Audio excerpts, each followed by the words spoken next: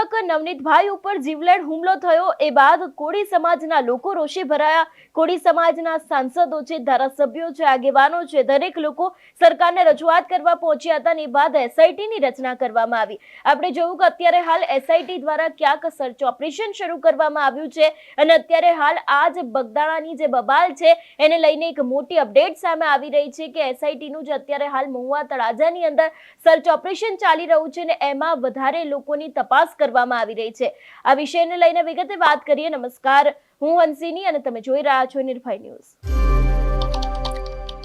બગદાણાની બબાલ જે છેલ્લા ઘણા સમયથી ચર્ચામાં આવી છે ને આ બબાલમાં જે એસઆઈટીની રચના કરવામાં આવી હતી, આપણે જોયું હતું કે લગભગ અત્યાર સુધીમાં 10 જેટલા આરોપીઓ છે એ લોકોની ધરપકડ કરવામાં આવી છે। દરેક લોકોની ક્યાંક તપાસ ચાલુ કરવામાં આવી છે, પરંતુ એસઆઈટીને જે વધારે લોકો શંકાસ્પદ લાગ્યા હતા સમગ્ર કેસને લઈને તેવા 2 થી 3 લોકોની પણ તપાસ કરવામાં આવી રહી છે તેવી વિગતો અત્યારે હાલ સૂત્રો પાસેથી મળી રહી છે। એટલું જ નહીં, ક્યાંક બીજા આરોપીઓની પણ આજે ધરપકડ થઈ શકે છે એવી પણ શક્યતાઓ લાગી રહી છે। સમગ્ર વિષયને લઈને વાત કરવામાં આવે તો જો બગદાણાના જે કેસ છે, નવનીતભાઈનો આખો સમગ્ર કેસ સામે આવ્યો હતો, નવનીતભાઈ ઉપર જીવલેણ હુમલો થયો હતો એ બાદ આપણે જોયું હતું કે તેમના દ્વારા સીધા આક્ષેપો છે તે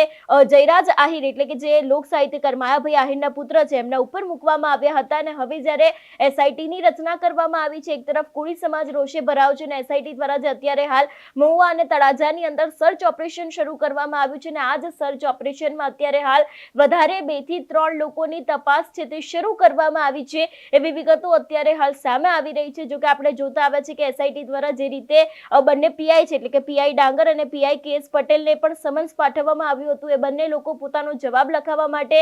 ગઈકાલે હાજર પણ થયા હતા। એ બાદ પૂછપરછને લઈને પણ ક્યાંક ઘણી બધી વિગતો સામે આવી હતી કે કયા મુદ્દાને લઈને પૂછપરછ કરવામાં આવી હતી, તપાસને લઈને ક્યાંક પૂછપરછની અંદર વાત કરવામાં આવી હતી, પરંતુ હવે એસઆઈટી દ્વારા જે અત્યારે હાલ મહુવા અને તળાજાની અંદર જે સર્ચ ઓપરેશન શરૂ કરવામાં આવ્યું છે એ જ સર્ચ ઓપરેશનને લઈને એક વધુ અપડેટ સામે આવી રહી છે કે બીજા પણ લોકો છે એ લોકો લગભગ 2 થી 3 જેટલા લોકો છે એ લોકોની તપાસ છે તે શરૂ કરવામાં આવી છે અને આ જ તપાસ બાદ ક્યાંક આજે કોઈકની ધરપકડ થઈ શકે છે, વધુ એક આરોપીની ધરપકડ થઈ શકે છે એવી શક્યતાઓ લાગી રહી છે। બીજી બાજુ વાત કરવામાં આવે કોળી સમાજની તો કોળી સમાજના લોકો અત્યારે હાલ આ સમગ્ર મામલે રોષે ભરાયા છે। કોળી સમાજના આગેવાનો છે, લોકો એવું કહી રહ્યા છે કે નવનીતભાઈ દ્વારા નામ બોલવામાં આવી રહ્યું છે માયાભાઈ આહિરના પુત્ર જયરાજ આહિરનું, તો પછી કેમ તેમની સામે કોઈ તપાસ નથી કરવામાં આવતી એવી પણ અત્યાર સુધીની રજૂઆતો છે, એવી પણ માંગણી છે તે એ લોકો દ્વારા કરવામાં આવી રહી છે। બીજી બાજુ આપણે જોયું કે જયરાજ આહિરનું નામ સામે આવ્યું એટલે કે આહિર સમાજના લોકો મેદાને આવ્યા।